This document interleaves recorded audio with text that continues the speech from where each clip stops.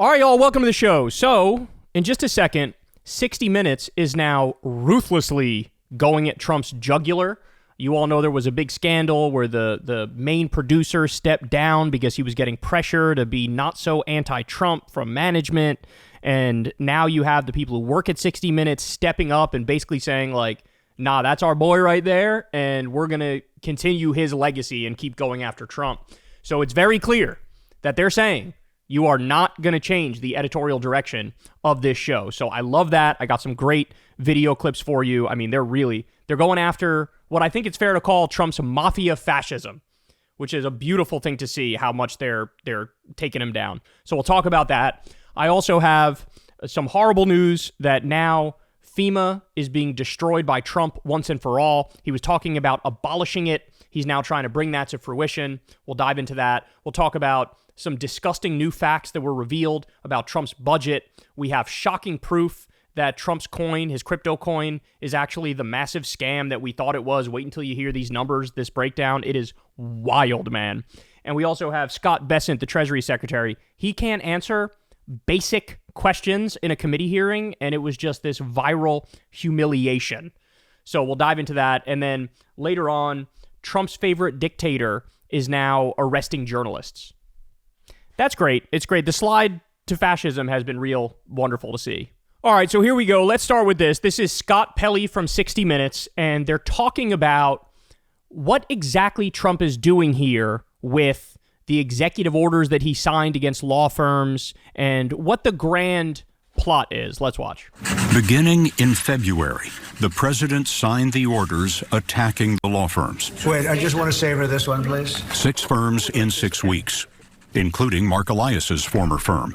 Each had a connection to an investigation or legal case related to Trump or his allies, including Robert Mueller's 2017 probe of Russian election meddling, subversion of the 2020 election, and alleged mishandling of classified documents. This is an absolute honor to sign. What they've done is it's just terrible.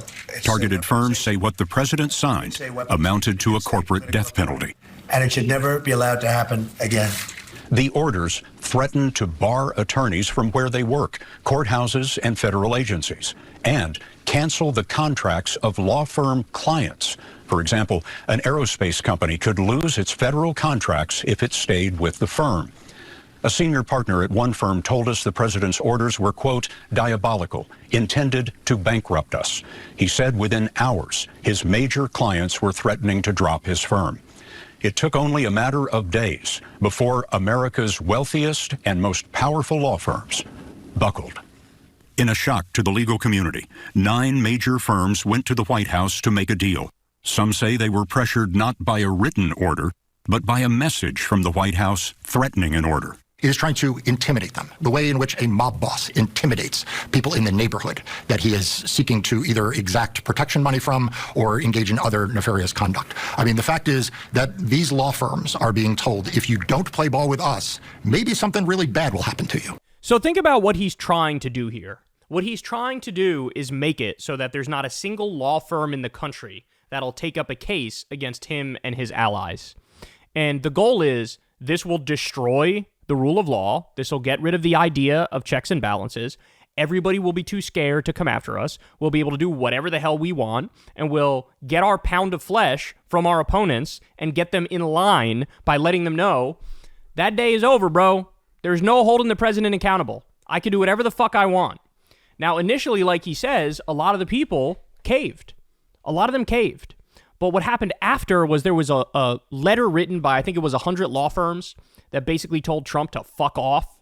And then you saw some of the law firms that buckled, they started balking at working with Trump because they realized, holy shit, hold on. They had a lot of like young kids out of law school who wanted to work for their law firms. Well, now there was like, people were mass quitting from these law firms that were bending the knee to Trump.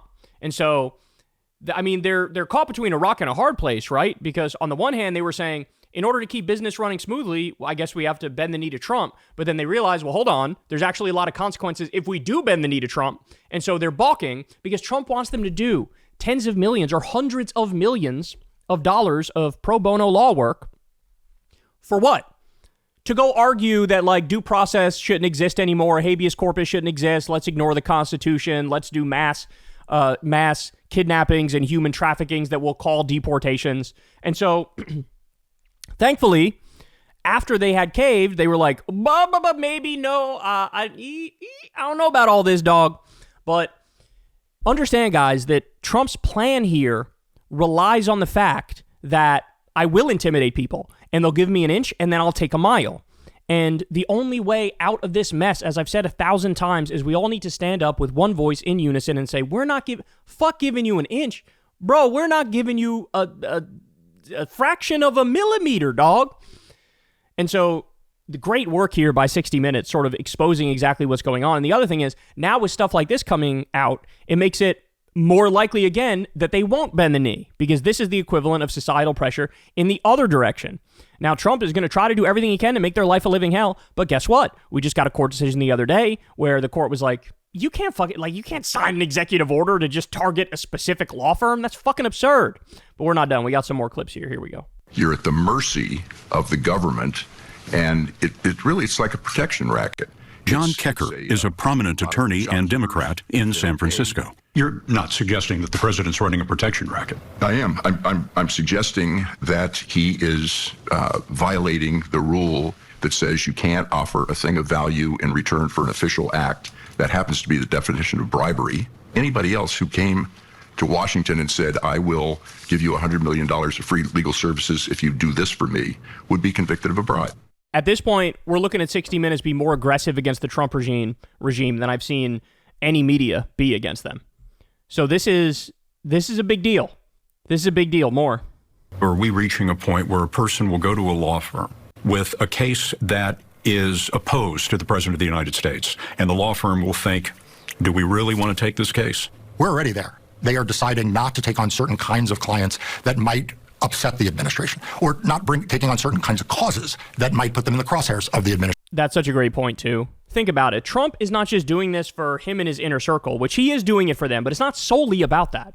It's also about whatever he decides. Like, he's got a grudge against windmills, for example. He's against environmental activists. So any law firm that would take up any environmental case, he would try to destroy their lives. He would try to bankrupt their law firm. He would try to make it a living hell for them to do that.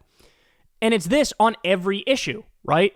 Imagine no law firm taking up the cases with Doge's illegal and unconstitutional cuts, right? Imagine a world where they literally get to do whatever they want and there is zero pushback.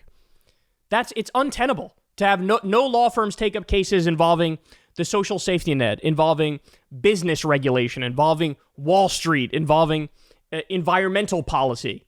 I mean, again, they're moving at such a rapid pace to try to go full authoritarian and lock this country down and lock it into fascism for a generation. If lawyers give up their independence, what is lost? The rule of law. And this is why the business community ought to care. Today, it might be that, Donald Trump thinks he can take over the election system through one of his executive orders. Tomorrow, maybe it's the banking system. After that, maybe it's contracts. Maybe he decrees, I'm going to decide which contracts are binding and which contracts aren't binding. So the legal system is fundamental to how our society operates, how capitalism operates, and everyone should have a stake in that. At this point, it's only their incompetence that's saving us, right? That they're really fucking stupid and they're all ideologically drunk on the MAGA Kool-Aid, and so they can't actually do the work of governing. That's the only thing that is saving us at this moment. But that's fucking cold comfort, right? Because, they're moving at 1,000 miles an hour, and if they get a little more efficient, a little more competent, then Jesus Christ, it really could just be all over for this country. But again, the most important point here about 60 Minutes is they're on it, bro. This is a message. They're sending a message to management. Because remember, so that producer resigned and was like, you guys are trying to force me to be more pro-Trump, and you guys are trying to force me to not tell the truth about Gaza. He resigned, and the reason he resigned is because he was getting pressure from his higher-ups because they want to have CBS do a merger with another company. That merger is in front of Trump, right? It would be, the federal government would have to decide, do we allow this merger through or do we not?